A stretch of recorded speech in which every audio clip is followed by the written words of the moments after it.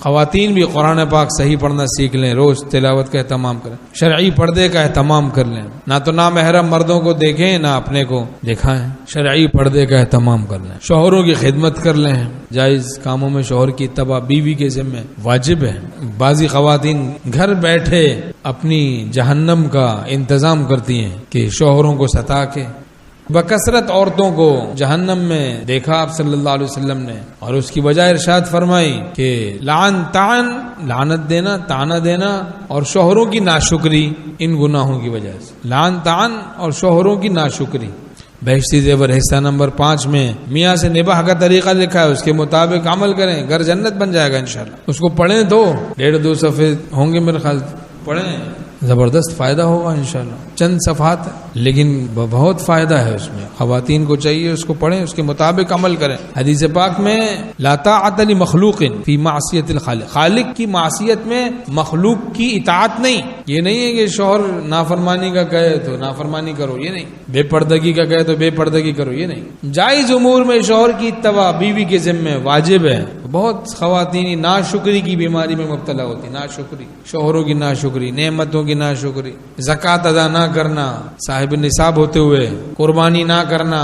کتنی خواتین وہ اپنے شوہروں کی ذمہ داری سمجھتی ہیں، جبکہ مال اپنے پاس ہے، زیور اپنے پاس ہے، وہ تو اس کا احسان ہے کہ وہ قربانی کر رہا ہے یا زکوٰۃ دے رہا ہے۔ اور شوہروں کو بھی چاہیے کہ وہ سکھائیں اپنے بیویوں کو، ذمہ داری کا احساس دلائیں، تاکہ مر جائیں تو ان کو زکوٰۃ تو ادا کرنی آتی ہو، ان کو قربانی تو کرنی آتی ہو۔ ہاں، اس کا طریقہ یہ کہ بھئی کو احساس دلائیں، بھئی میں نہیں کروں گا، تم ہی کرو، خود ہی قربان، تمہیں ہی زکوٰۃ دینی ہے، خود ہی جیب خرچ دیں، یہ بیوی کا حق ہے، ماہانہ اپنی حیثیت کے مطابق، اور اتنا دیں جس سے اس کا تقوی محفوظ رہے۔ یہ نہیں ہے کہ اس کو بہت زیادہ دے دیا، وہ اس کو سالگرہ میں گفٹ دے رہی ہے، اس کو منگنی پہ جناب کوئی خرافات میں معاونت کر رہی ہے، کسی کی مہندی ہو رہی ہے، مایوں ہو رہا ہے، کسی کے 40ویں میں، کسی کے کچھ فضولیات میں، خرافات میں خرچے کر رہی ہے، بچوں کو پتنگ بازی کے لیے پیسے دے رہی ہے، طرح طرح کے ایسے خرافات، سالگرہ میں تحفے دیے جا رہے ہیں۔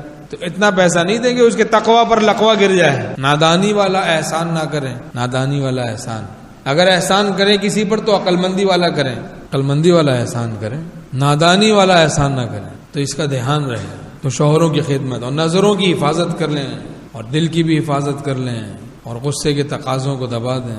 خواتین کے لیے بھی نظروں کی حفاظت کا حکم ہے، نامحرم مردوں سے اپنی نظر جھکا کے رکھنے کی عادت ڈالیں، فضول دائیں بائیں دیکھنا چھوڑ دیں۔ بعضی خواتین بس وہ نقاب کر لیا، برقع بھی پہن لیا، نقاب بھی کر لیا، لیکن نگاہیں گھوم رہی ہیں ادھر ادھر، دودھ والے کو بھی دیکھ رہی ہیں، مچھلی والے کو بھی دیکھ رہی ہیں، گوشت والوں کو بھی دیکھ رہی ہے، کنڈکٹر کو بھی دیکھ رہی ہے۔ ارے بھائی یہ کیسی نگاہیں ہیں؟ عورت میں تو فطری طبعی حیا ہے، ان کے لیے تو تقوی اور آسان ہے۔ جب عورت صاحب نسبت ہو جاتی ہے، بعضی خواتین ان کا دل بہت ہی زیادہ پاک ہو جاتا ہے، بہت زیادہ باطنی پاکیزگی، چونکہ ان میں ویسے ہی اللہ نے حیا رکھی ہے، شرم رکھی ہے، زیادہ قدرتی طور سے، تکوینی طور سے رکھی گئی ہے۔ حضرت تھانوی رحمۃ اللہ علیہ فرماتے ہیں عورت جب صاحب نسبت ہو جاتی ہے تو اس کی نسبت بہت لطیف ہوتی ہے۔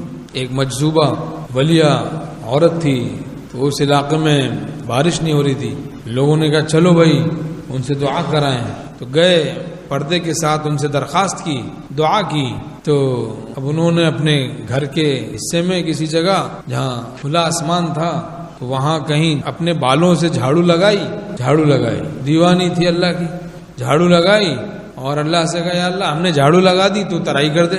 آنن فانن بادل آئے، برسنے شروع ہو۔ حضرت تھانوی رحمۃ اللہ اس کو لکھتے ہیں، ایک جگہ فرماتے ہیں اس کو۔